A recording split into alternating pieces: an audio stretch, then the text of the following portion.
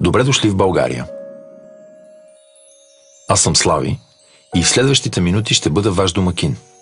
Предстои ни вълнуващо пътуване. България е привлекателна за почивка и гостуване през всички сезони на годината, заради красивата й природа, благоприятния климат, удивителното културно наследство и фолклор. Каним ви на една разходка.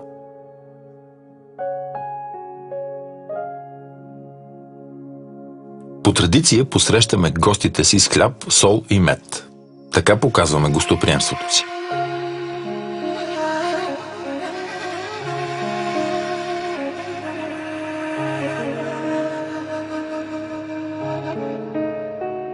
На здраве! Точно така. Обикновено на здраве е сред първите думи, които гостите научават на български, след добър ден и благодаря.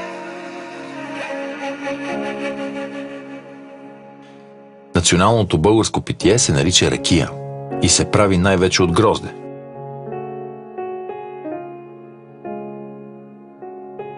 Намираме се в Несебър, на около 40 км от Бургас. Той е и сред най-старите европейски градове в България, заедно с Пловдив и София, на повече от 3000 години. Несебър привлича хиляди посетители. Толкова много спомени от древни народи са събрани в това кътче. Толкова много енергия на едно място. Траки, гърци, римляни, византийци, българи. Градът е един от 9 материални обекта в България, включени в списъка на световното наследство на ЮНЕСКО. Накъдето и да се насочите, и на север, и на юг от Несебър, по цялото крайбрежие ще се насладите на пясъчни дюни. Слезте към Маркутино, до резервата Ропотамо.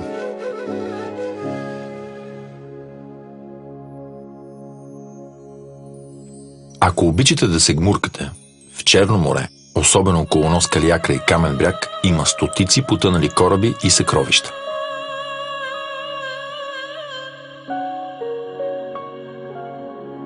Искате да съчетаете две удоволствия – море и голф. Чудите се коя да е вашата дестинация. Само на 40 км от летище Варна има 3 големи голф комплекса.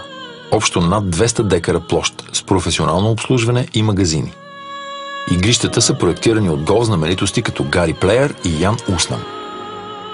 Наслаждавате се на играта, а като вдигнете очи и на морската панорама. И България има своя мегалитен комплекс. Дори не един. Открити са през последните години и за това не са добили славата на своите английски и бретонски събратя. Нашият се казва Бегликташ. Камъните тук чертаят един от най-точните слънчеви календари. Поверието гласи, че който мине през този скален процеп, ще пречисти греховете си.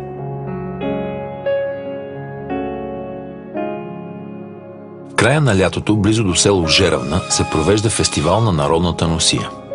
Когато се стъмни и се разпалят огньовете, ще станете свидетели на един уникален ритуал – танцуване върху огън или нестинарство. Обичаят е толкова силен и е толкова отдавна, че е запазил много от езическата традиция. Нестинарите казват, че изпадат в божествен транс и не усещат паренето на жаравата. Факт е, че истинските нестинари нямат следи по ходилата си след танца.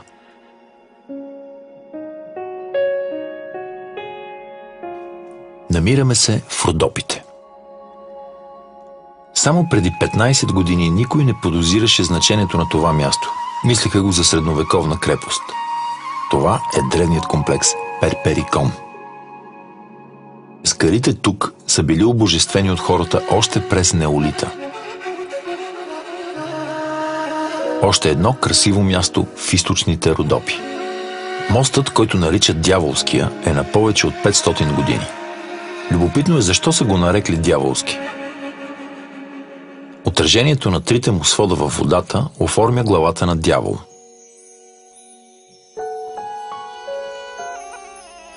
А какво са Родопите без гайдата? Един от традиционните български инструменти. Гайдата, която може да докосне сърцето ви. Слушайте.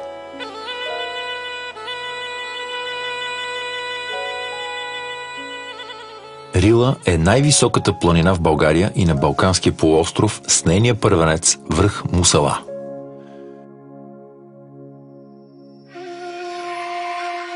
Рила и Пирин омагьосват със своите ледникови езера. Вълнуващо е да се топиш в минерален басейн и да знаеш, че преди теб разни императорски особи са отморявали тук между няколко битки и са решавали съдбините на народите. Вие не искате ли да се почувствате на тяхно място? Това е Хисаря, един от най-известните спа-курорти на България. И наистина се чувствам като император. Само тук са открити 22 различни по състав вида води.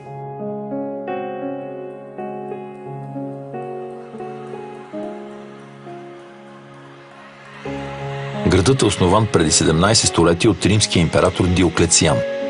Той си харесал мястото заради безценните минерални води. Тук процедурите и лечението с минерална вода са започнали преди векове и продължават и до днес. Убедете се сами.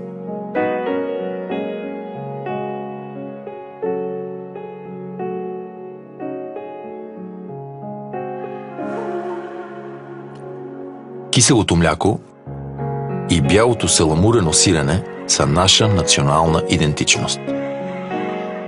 Доказано е, че киселото мляко е много полезно за човешкия организъм. Българското кисело мляко е причина за многото дълголетници у нас, особено в Родопите.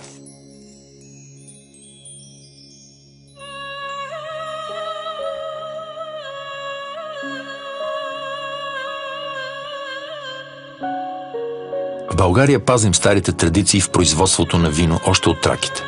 Не случайно те са почитали Дионис, богът на виното.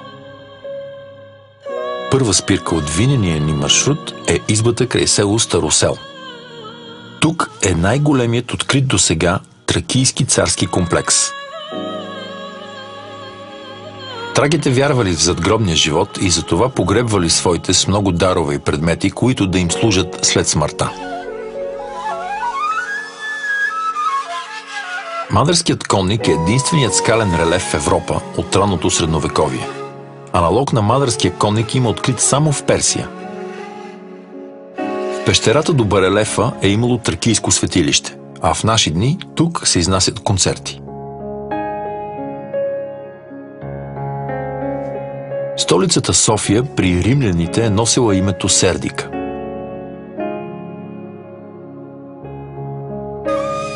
Някога градът е бил завладян не от кого да е, а от бащата на Александър Македонски – Филип Македонски. Сердика е бил любимият град на император Константин Велики, който дори обмислил да премести столицата си от Рим тук. Това е храм-паметникът Александър Невски, най-високият православен храм на Балканите. При ясно време камбаните му се чуват на 30 км. Като заговорихме за столици, да тръгнем на изток. Там са трите стари български столици. Плиска. Векът е 7. Велики Преслав. Наречена Велика, тази българска столица се прославя като културен и просветен център. Тук се превеждат книгите на новата славянска азбука, създадена от светите братя Кирил и Методий. Не е възможно да пропуснете Царевец, днешният град Велико Търново. Още като навлезете сред хълмовете, сякаш дълбани от река Янтра, ще останете очаровани от резките височини и естествено непристъпните скали.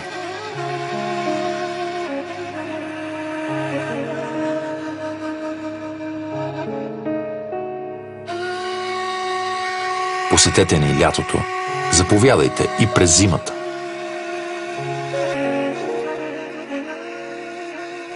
Наричат най-големите ни зимни ски курорти Банско, Пампорово и Боровец голямата тройка.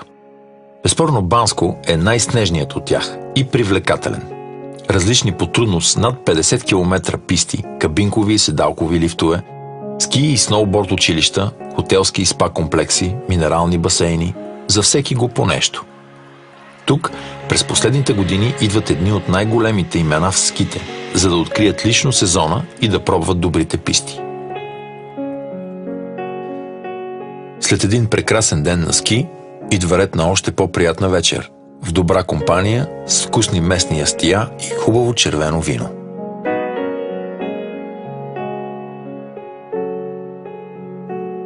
Уморени ли сте? Приятно уморени? Така е.